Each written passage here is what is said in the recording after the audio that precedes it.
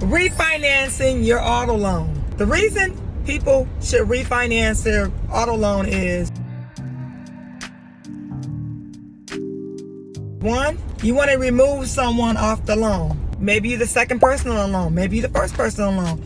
You want to remove that person off the loan. So that's one of the reasons why you want to refinance your loan. Second reason you want to refinance your loan is because maybe you want to get a lower rate. Maybe you're in the double digits on your vehicle, and now you want to get a lower rate. So that's another good reason you want to refinance. And another reason you might want to refinance, maybe you're in that 72-month loan, or maybe that 84-month loan, and you want to shorten it to 5 years. So you want to change the length of your term.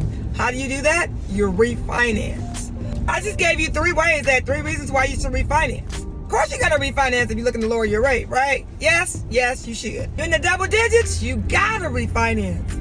It's better to be thinking about it now than later. I think what happens is a lot of times people get into an automobile loan and they just focus on paying the note on time and then paying it off. You need to think about the process after you get your loan, not with just paying it off. It's all about saving money. So don't let the lender work you. You work the lender.